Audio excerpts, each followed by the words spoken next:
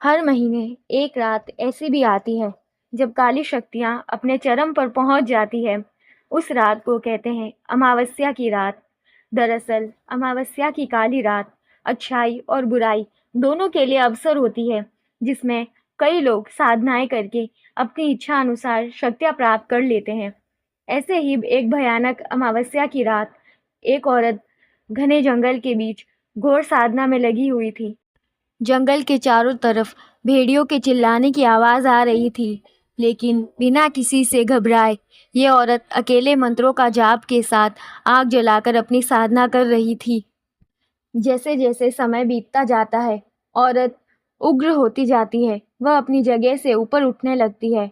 उसके सामने की आग उसके ऊपर ही उठती जा रही थी और देखते ही देखते आग की लपटें आसमान को छूने लगती है और वो औरत जमीन पर नीचे गिर जाती है और कुछ ही पलों में उठकर खड़ी हो जाती है। अमावस्या की काली रात के प्रभाव की वजह से उसने रूहानी शक्तियाँ प्राप्त कर ली थी और अब वो तैयार थी अपना प्रतिशोध लेने के लिए। दरअसल ये कहानी ममता की है, जो 6 महीने पहले शादी करके गांव से शहर आई थी। वो अपने पति के साथ एक किराए के मकान में रहती थी। ममता घरेलू महिला थी। वो ज़्यादातर समय घर के कामों में लगी रहती। ममता के पति बैंक में क्लर्क था।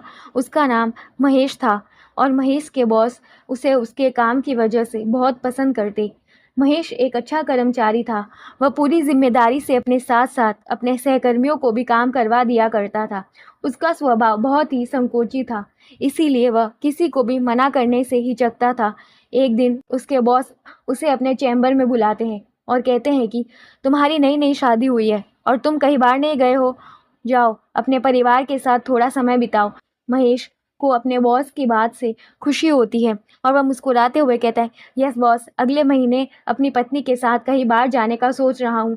बॉस अपने पर्स से कुछ पैसे निकाल कर महेश को दे देते हैं और कहते हैं, ये मेरी तरफ से तुम्हारे लिए, जाओ मज़े करो। महेश पैसे लेकर घर आ जाता है। घर में ममता उसके लिए खाने की तैयारी कर रही होती है। महेश ममता को बताता है कि बॉस ने बाहर घूमने की इजाज़त दे दी है, अगले हफ्ते हम चलेंगे। दोनों बाहर जाने के लिए काफ़ी उत्साहित हो जाते हैं। महेश के मोबाइल में अचानक बॉस का फ़ोन आता है और वो कहते हैं, मैंने तुम्हारे घूमने के लिए एक कार बुक की है जो तुम्हें अच्छे से सारी जगह घुमाएगी। महेश अपने बॉस को शुक्रिया कहता है। बॉस क्यों परेशान हो रहे हैं, हम खुद ट्रेन से चले जाएंगे। लेकिन बॉस की जिद करने पर महेश उनका ऑफर मान लेता है।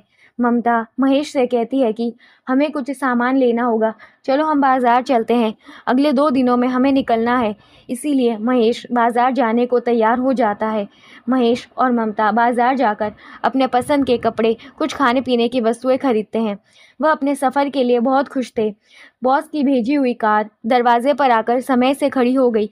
महेश की कार की डिक्की में सारा सामान जमाता है और दोनों कार में बैठकर निकल पड़ते हैं अपने रोमांचक लम्हों की ओर। खूबसूरत वादियों का मज़ा लेते हुए महेश और ममता गाने गुनगुना रहे थे।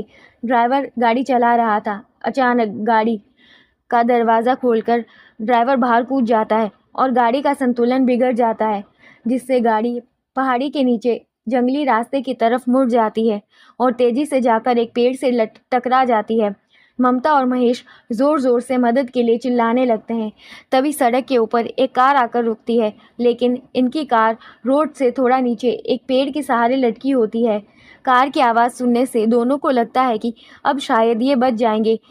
तभी ऊपर से एक व्यक्ति बड़ी सी लकड़ी लेकर इनकी कार को जोर जोर से धक्का देने लगता है।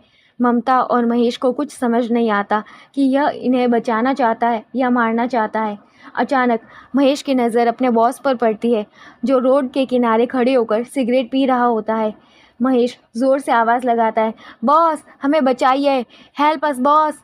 लेकिन महेश के बॉस एक बहुत बड़ा पत्थर लाकर कार के ऊपर पटक देता है और पेड़ की लकड़ी टूट जाती है, जिससे कार खाई में जा गिरती है। खाई गहरी होने के साथ साथ जानवरों से भरी थी। दरअसल ये बहुत बड़ा घना जंगल था, जो ज़मीन की बहुत गहराई में फैला था।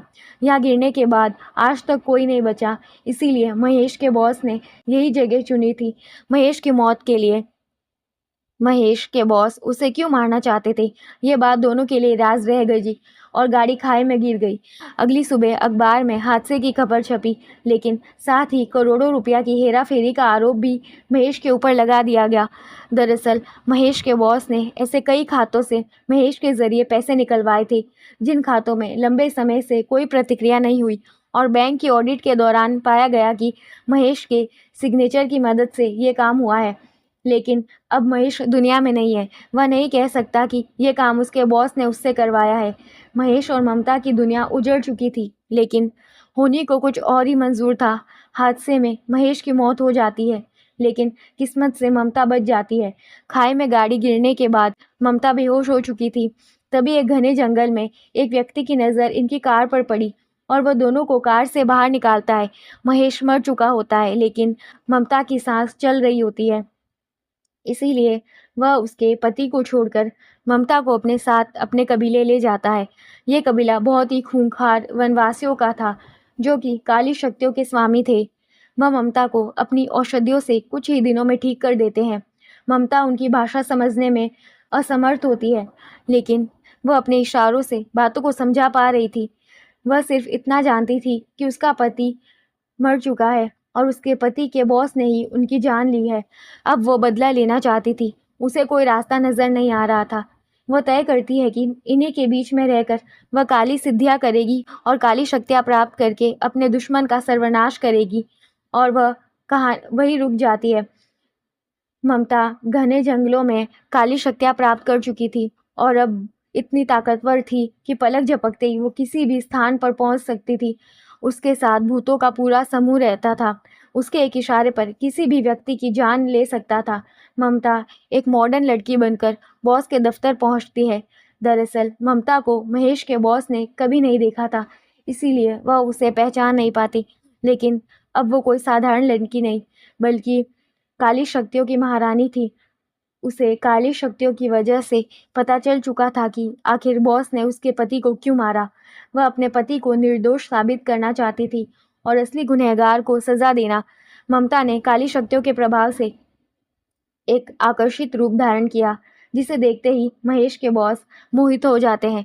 ममता बॉस से झूठ कहती है कि मेरे पिता के खाते में करोड़ों रुपया है, लेकिन वह खाता किसी और का होता है जो इस दुनिया से जा चुका था और उसके बेटे भी उस खाते के बारे में नहीं जानते।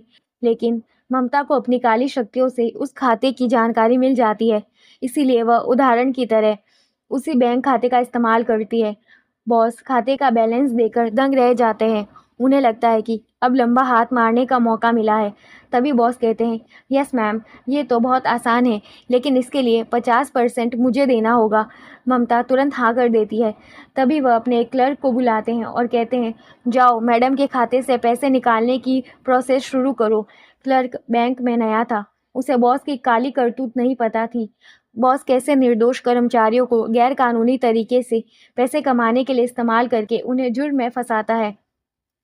क्लर्क बाहर चला जाता है। इसी दौरान सारी बातें ममता रिकॉर्ड कर लेती है, ताकि उसे मारने से पहले वह अपने पति को निर्दोष साबित करके सबूत हासिल कर ले। बॉस का आदेश पाते ही क्लर्क मुद्रा आहरण यानी बैंक की प्रक्रिया शुरू कर देता है और बॉस के चैम्बर में खूनी खेल शुरू हो जाता है।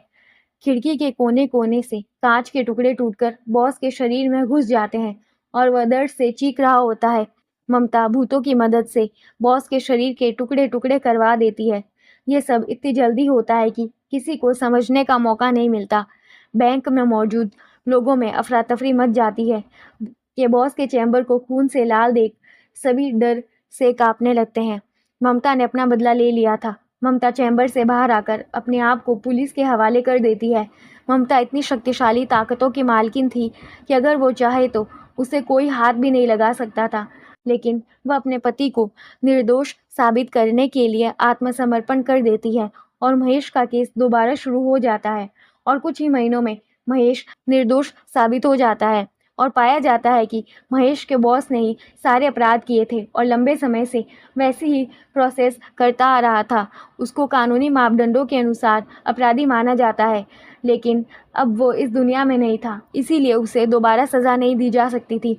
लेकिन उसकी हत्या के जुर्म में ममता को सज़ा काटनी पड़ी। और ममता के बदले के साथ ये कहानी समाप्त हो जाती है। अगर आप में से किसी के भी साथ ऐसी कोई पैरानॉर्मल एक्टिविटी हुई हो तो आप अपनी कहानी मुझे कमेंट सेक्शन में कमेंट कर सकते हैं। मेरे चैनल पर अगली कहानी आपकी ही होगी।